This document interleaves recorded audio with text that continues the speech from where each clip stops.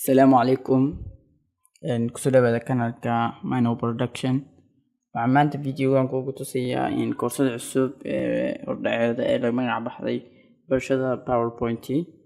Koorsadan waa koorso ku bixisa af Soomaaliga waxaana ka heli kartaa iyadoo dhameystiran YouTube kanalka Mino Production. Koorsada maxaad ku baran doontaa? Koorsadan waxaad ku baran doontaa sida loo sameeyo animationka iyo transitionada presentationka ama slideska.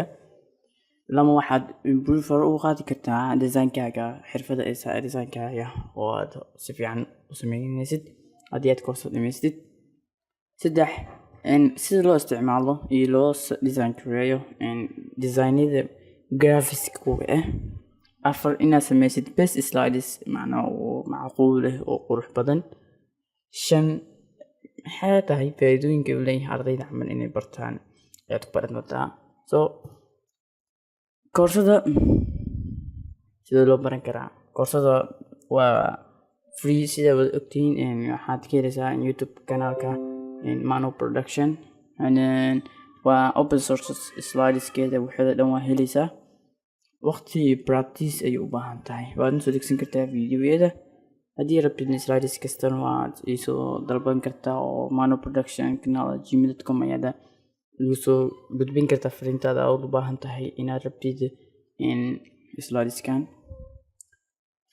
koorsada maxay caawinay macnaha increase hor u qaaday macnaha PowerPoint knowledge-keeda. students-ki ardaydana waxay awood u yeelan karaan inay soo saaraan beautiful presentation slides qurux badan inay soo saaraan.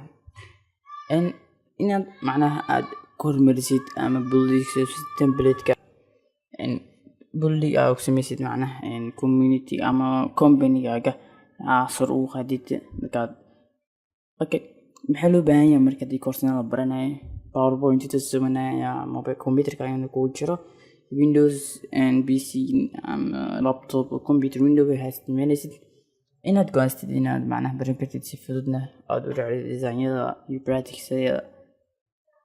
koorsadan waxaa bixinaya Mino Production kanalka YouTube kanalka. subscribe for more si wax badan aad leeyahay. subscribe dhahay gambalkana furo si loo ogeysiiyo casharada cusub markasta. u diyaar garow marka casharka xiga.